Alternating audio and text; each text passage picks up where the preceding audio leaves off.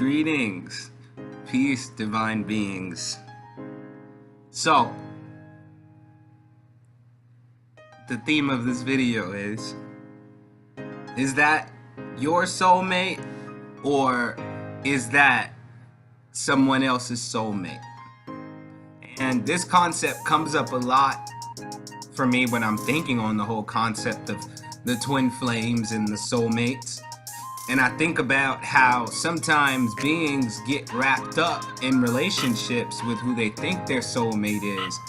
But is that your soulmate, or is that someone else's soulmate? So how can you tell? How can you tell? One sure sign that you're with someone else's soulmate is that you two can't seem to see eye to eye on anything. Every conversation that you have with this person is all about compromise. Everything has to be compromised. We gotta compromise this. We gotta compromise that. Do you understand what a soulmate is? Because a soulmate is not out to change you. A soulmate comes to you with full acceptance of who you are. Even your traits that you find negative or other beings find negative, they come in with total acceptance of who you are, with the requirement that you accept everything that they are. So, is that your soulmate, or is that someone else's soulmate? Because I'll tell you what we do sometimes as divine beings. Sometimes as divine beings, we don't want to be alone. And when we don't want to be alone, we find ourselves trying to mold someone else into our soulmate.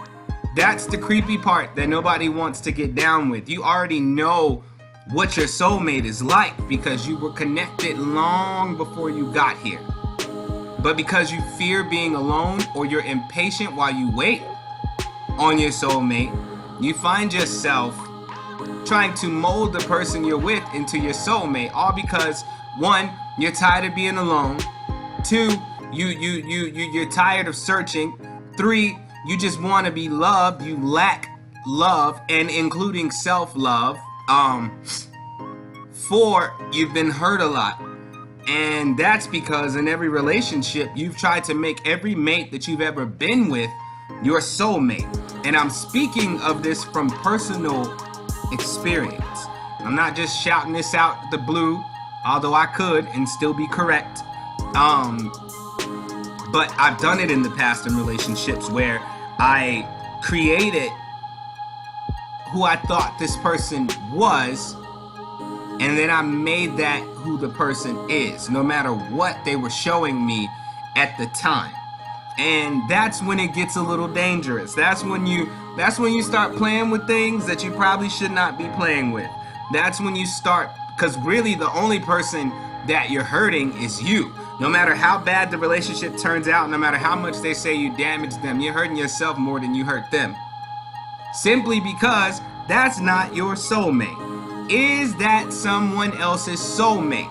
Do you have a mate with wandering eyes?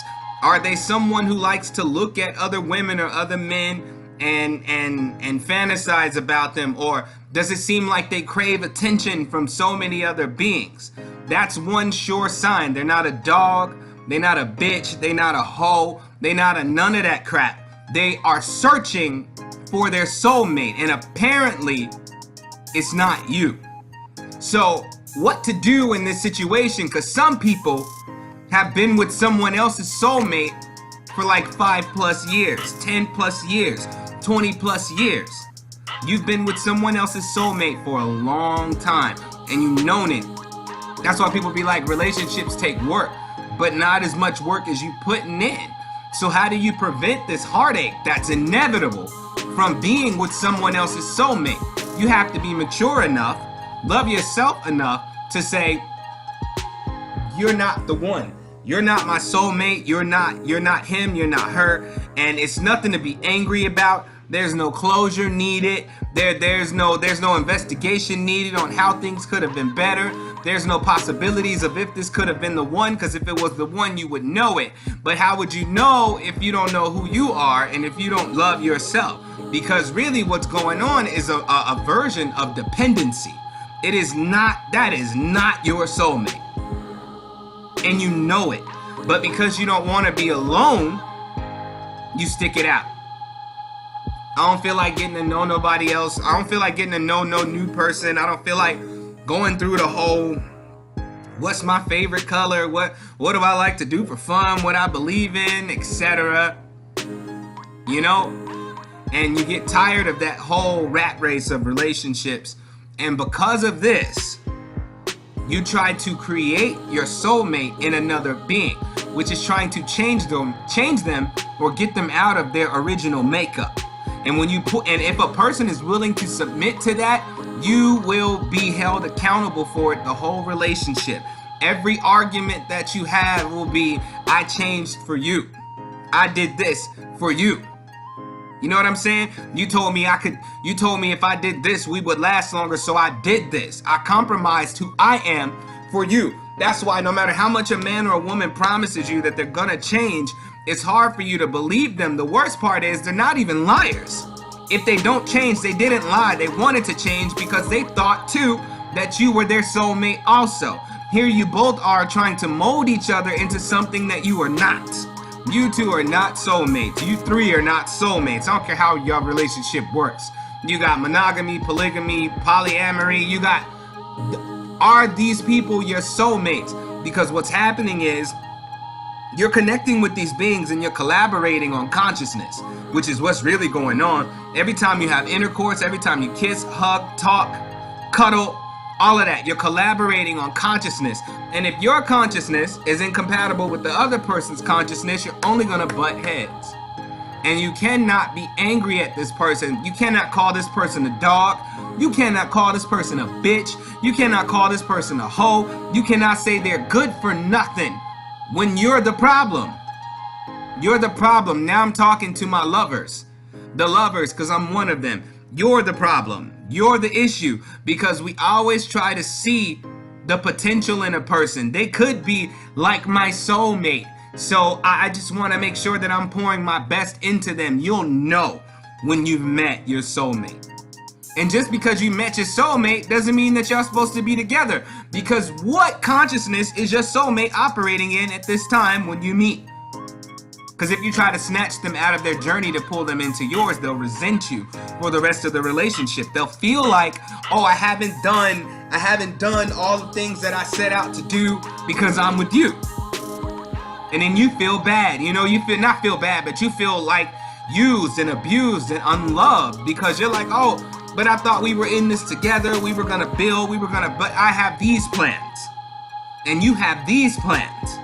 And these plans cannot collaborate because they're traveling in two different directions. If you try to bring two separate roads together, nobody will get to their destination. I'm gonna say that one more time. If you try to bring two separate or different roads together, nobody will make it to their destination. And this is just part one of Are You With Someone Else's Soulmates? Or soulmate. And I want feedback on it. I want everybody to take a moment and think about it, because it takes a level of maturity to say you are not my soulmate, you're not it, and to walk away from it without trying to hold on to this extra pain, trying to hold on to this resentment, or I can't believe I wasted my time, when you knew you were wasting your time from the jump, from the very beginning. But because you didn't want to be alone, you tried to mold this person into your soulmate. You did it to yourself. You hurt yourself. There's nobody else to blame. There's nobody else to place the blame on. You hurt yourself. You did it to you simply because you didn't want to be alone. You didn't wanna be independent in your feelings and in your love. You feel like I need to love someone. The person that you need to love is yourself. The person that needs your attention and affection is yourself. Because if you're not loving yourself, every person that seems wonderful for you, you're going to try to mold them into your soulmate. The person that you're supposed to be with, you will let them be them. You will allow them to be who they are. Their full unapologetic expression. You will allow them to be who they are without you trying to change something. You don't like Your soulmate, you're not gonna find one thing you dislike about them. I promise you that. Your soulmate, you're not gonna find an issue to try to repair with your soulmate.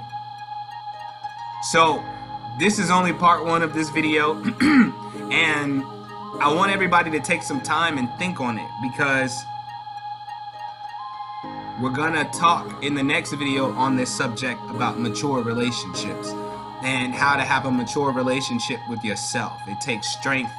It takes, oh my God, it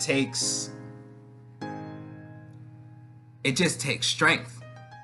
It takes discipline, because you have to get past your fleshly desires so you can stop falling for the illusion that someone that isn't your soulmate is your soulmate. You know what I'm saying? You gotta stop following that illusion like that's life, like that's what it's supposed to be. Like, no, you're not supposed to get with the person and try to mold them into what you want. You're supposed to be with the person and thrive together. But even if your plans are off, if your plans ain't in the same direction, that's not your soulmate. And that's where I'm gonna stop it at today. And I thank you all for tuning in just on this short part one of Is That Someone Else's Soulmate? Pretty soon we're gonna get some people in here to talk and ask questions, and we're gonna really build on this subject. And if you don't know me, my name is Giorgio, and I am a spiritual teacher. I do readings, soul scopes, almost anything you can think of within the spiritual modality. And this is just one avenue of it. So book your readings if you're looking for a reading, if you're looking for guidance, if you're looking for clarity, if you're looking for answers.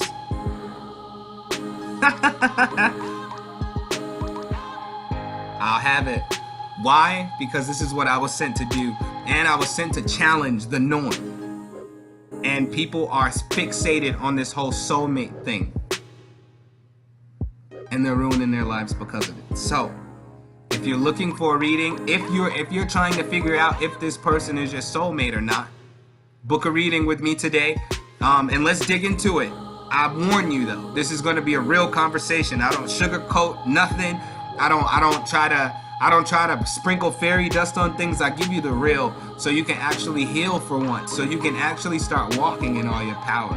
So get in contact with me today, and don't hesitate, and don't be afraid. I'm not a demon worshiper, if you will.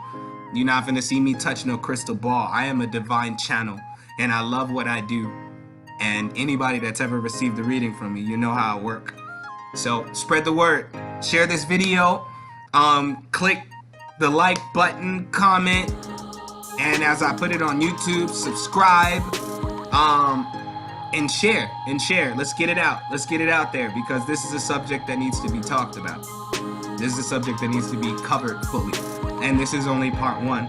So I look forward to speaking to you all. I love you all, and don't forget to love yourself.